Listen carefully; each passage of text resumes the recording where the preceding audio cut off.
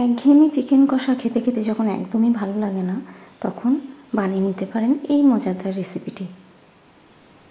Hello everyone, আসসালামু আলাইকুম। আমি সাবিনা ক্রিয়েশন থেকে সাবিনা। আজ আপনাদেরকে আমি একটা নতুন রেসিপি শেয়ার করব। আমি যেটা বানিয়ে অলরেডি খেয়ে টেস্ট করে আপনাদেরকে ভয়েসটা দিচ্ছি, তাই বলতে পারছি এটা কতটা মজাদার রেসিপি। তো একবারেই কোনো গুঁড়ো মশলা ছাড়াই এই রান্নাটি হয়ে যায়। তো এই অসাধারণ রেসিপিটা আমি কী করে বানালাম, তো আপনাদের একবারে সরাসরি আমি বানিয়ে দেখাবো। তো চলুন দেখা যাক এটাতে করতে কী কী লাগছে। প্রথমেই লাগছে, দেখুন নিয়েছি 2টো তেজপাতা, একটু গোলমরিচ, মৌরি, 5টা শুকনো লঙ্কা, 4টে এলাচ আর দারচিনি। এটা আমি ফ্রাই প্যানে শুকনো খোলাই আমি প্রথমে একটু ফ্রাই করে নেব। দিয়ে দিয়েছি, এটা আমি একটুখানি হালকা করে ভেজে এটা গুঁড়ো করে নেব।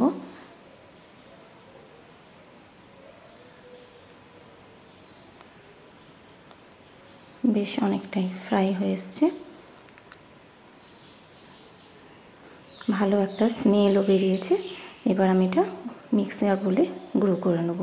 আর এখানে নিয়েছি আমি চিকেন, এখানে 750 গ্রাম চিকেন নিয়েছি। তো রান্নাটা চলুন শুরু করি। আমি ফ্রাই প্যানে প্রথমে নিয়ে নিচ্ছি সাদা তেল, আর এতে দিচ্ছি আমি 1 চা চামচ পরিমাণ ঘি। তো ঘিটা দিয়ে দিলাম। এবার দিয়ে দিচ্ছি আমি পেঁয়াজ কুচি। এখানে আমি 3টে বড় সাইজের পেঁয়াজ নিয়েছি। 750 গ্রাম চিকেনে আমি 3টে বড় সাইজের পেঁয়াজ নিয়েছি। তো পেঁয়াজটা একটুখানি আমি ফ্রাই করব। তো দিয়ে দিচ্ছি এতে পরিমাণ মতন লবণ। লবণটা দিলে তাড়াতাড়ি ফ্রাইটা হয়ে যাবে, যেহেতু লবণটা দিলে একটু পেঁয়াজটা নরম হয়ে যায়। তো পরিমাণ মতন লবণ দিয়ে দিয়েছি। এবারে আমি পেঁয়াজটা একটু ফ্রাই করব যতক্ষণ না লাল লাল রঙটা আসছে।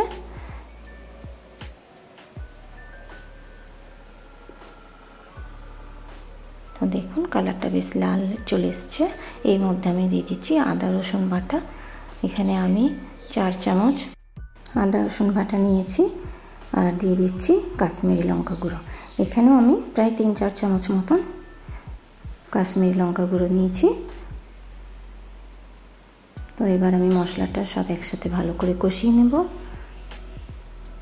যতক্ষণ না আদা রসুনের কাঁচা গন্ধটা যাচ্ছে। আমি মশলাটা কিন্তু এইভাবেই ফ্রাই করে নেব।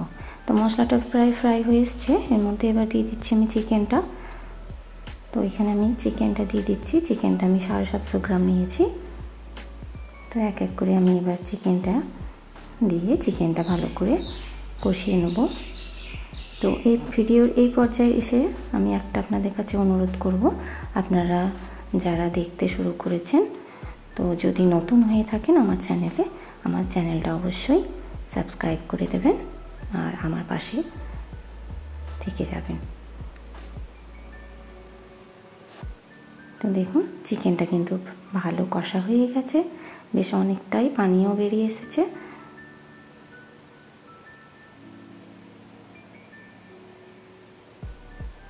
এই রান্নাটা মানে আপনারা বাড়িতে একবার ট্রাই করে অবশ্যই দেখবেন। না খেয়ে মানে বলে বোঝাতে পারবো না কতটা মজাদার হয়। আর দেখেই বুঝতে পারছেন কতটা লোভনীয় হয়েছে। তো আপনারা অবশ্যই একবার বাড়িতে ট্রাই করবেন। কোনো গুঁড়ো মশলা এখনও পর্যন্ত আপনারা দেখতেই পাচ্ছেন অ্যাড করিনি। এবারে আমি দিয়ে দিচ্ছি যে মশলাটা আমি ভেজেছিলাম, সেই মশলাটা দিয়ে দিলাম। এখানে কোনো এর বাদে মানে কোনোই গুঁড়ো মশলা, হলুদ, জিরে, ধনে কোনো কিছুই লাগছে না। এই মশলাটা দিয়েই কিন্তু চিকেনটা হয়ে যাবে। তো এই মশলাটা দিয়ে আমি এবার ভালো করে মশলাটা কষিয়ে নেব আরও একবার। তো এই মশলাটা দিয়ে আমি ভালোভাবে দেখুন কষিয়ে নিচ্ছি। আর যত চিকেনটা কিন্তু কষা হচ্ছে কালারটা অসাধারণ আসছে, দেখতে পাচ্ছেন আপনারা নিশ্চয়ই। তেলটাও দেখুন সাইডে কিন্তু ছাড়তে লেগেছে, বোঝা যাচ্ছে চিকেনটা খুব ভালোভাবেই কষা হয়েছে। তো এবারে আমি এতে দিয়ে দিচ্ছি 1 বাটি টক দই। এই দইটা আমি ভালো করে ফাটিয়ে নিয়েছি, দিয়ে দিলাম 1 বাটি দই। এই দইটা দিয়ে আবারও আমি ভালো করে কষিয়ে নেব।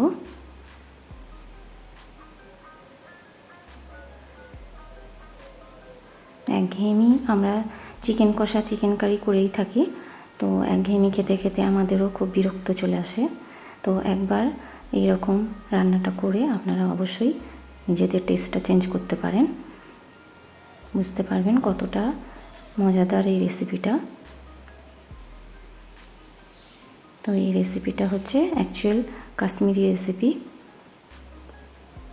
তো আমি ওই দইয়ের বাটিটাতেই সামান্য পানি, ওই 1 বাটি পরিমাণে পানি দিলাম। এতে বেশি পানি লাগবে না, যেহেতু কষতে কষতেই চিকেনটা অলরেডি 50% সেদ্ধ হয়েই গেছে। তো আমি 1 বাটি পানি দিয়ে দিলাম। এবার আমি 10 মিনিট মিডিয়াম ফ্লেমে এটা ঢেকে দেব।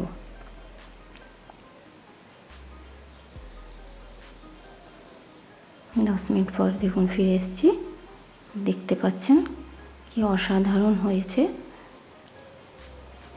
পুরো তেলটাও ছেড়ে দিয়েছে, চিকেনটা বোঝাই যাচ্ছে খুব ভালো কষাও হয়ে গেছে।